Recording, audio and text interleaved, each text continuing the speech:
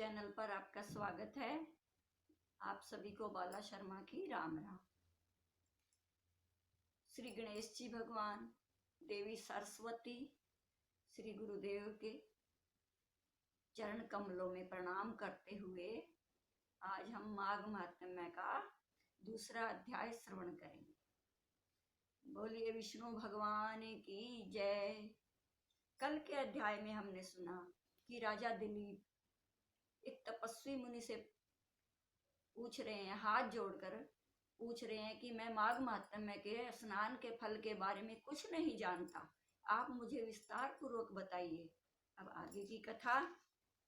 राजा के ऐसे वचन सुनकर तपस्वी कहने लगा कि हे राजन, भगवान सूर्य बहुत शीघ्र उदय होने वाले हैं, तो इसलिए यह समय हमारे लिए स्नान का है, कथा का नहीं है।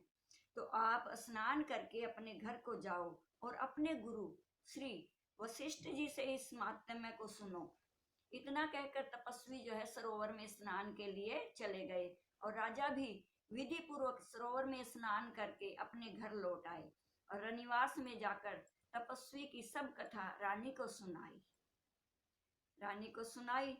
तो अब व्यास जी कहते हैं कि हे सूत जी, अब राजा दिलीप ने रात्रि को सुख से सोकर प्रातः समय ही अपने गुरु वशिष्ठ जी के पास जाकर उनके चरणों को छूकर प्रणाम करके नम्रता से पूछा कि गुरु जी, आपने आचार, दंड, नीति, राज्य, धर्म तथा चारों वर्णों को, चारों आश्रमों की क्रियाओं, दान और अनेक विधान, यज्ञ और उनकी विधियां, व्रत, उनकी प्रतिष्ठा और भगवान विष्णु की आराधना बतलाई है।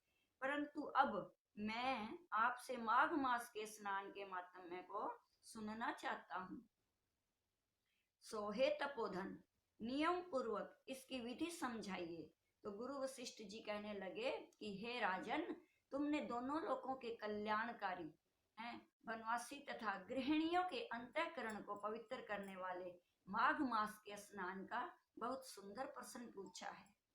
मकर राशि में सूर्य के आने पर माघ मास में स्नान का फल गो, भूमि, तिल, वस्त्र, स्वर्ण, अन्न और घोड़ा आदि दानों तथा चंद्रायण और ब्रह्मकुर्व व्रत आदि से भी अधिक होता है। वैशाख तथा कार्तिक के जप, दान, तप और यज्ञ बहुत फल देने वाले हैं, परंतु माघ मास में इनका फल बहुत ही अधिक होता है। माघ मास में स्नान करने वाला पुरुष राजा और मुक्ति के मार्ग को जानने वाला होता है। दिव्य दृष्टि वाले महात्माओं ने कहा है कि जो मनुष्य माघ मास में काम या भगवान के निमित्त नियम पूर्वक माघ मास में स्नान करता है, वह अत्यंत फल वाला होता है। उसका शरीर की शुद्धि, प्रीति, ऐश्वर्य तथा चारों प्रकार के फलों की प्राप्ति होती है। अदिति ने 12 वर्ष स्नान किया, इससे तीनों लोकों में उज्जवल करने वाले 12 पुत्र उत्पन्न हुए। माघ मास में स्नान करने से रोहिणी, सुभगा, अरुंधति दानशील हुई और इंद्राणी के समान रूपवती होकर प्रसिद्ध हुई। और जो माघ मास में स्नान करते हैं तथा देवताओं के पूजन में तत्पर रहते हैं, उनको सुंदर स्थान, हाथी और घोड़ों की सवारी और दान को द्रव्य प्राप्त होता है और अतिथियों से सदैव उनका घर भरा रहता है। उनके घर में सदा वेद ध्वनि होती रहती है।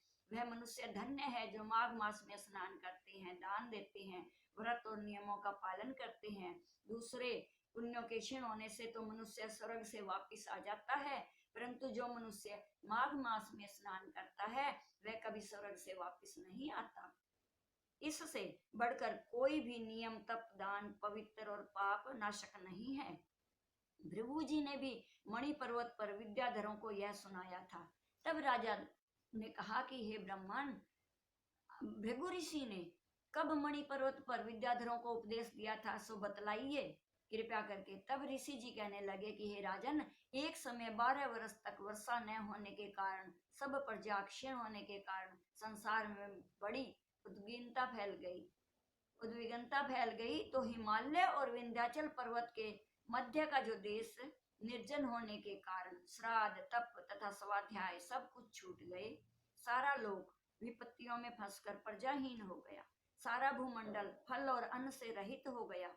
तब विंध्याचल से नीचे बहती हुई नदी के सुंदर वृक्षों से आच्छादित अपने आश्रम से निकलकर श्री भृगु ऋषि अपने शिष्यों सहित हिमालय पर्वत पर गए।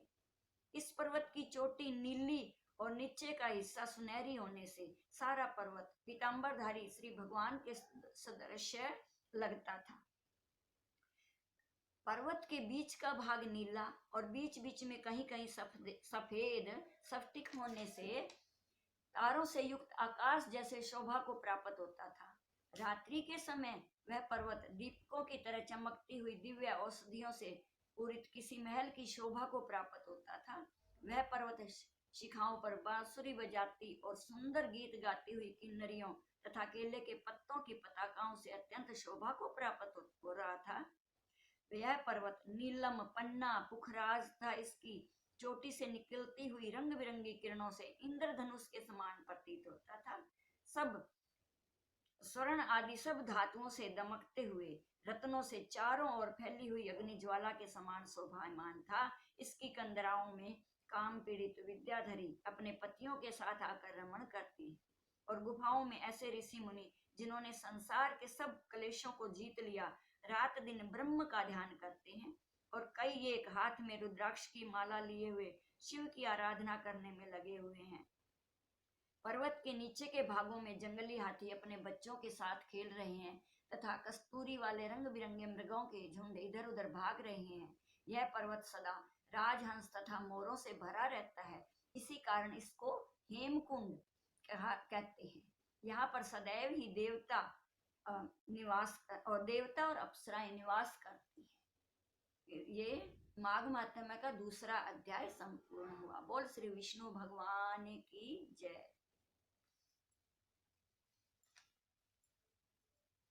आप मेरे चैनल को पहली बार भी देख रहे हैं, अभी इसको सब्सक्राइब कीजिए, प्लीज लाइक कीजिए, शेयर कीजिए। जय श्री राम, जय श्री कृष्ण।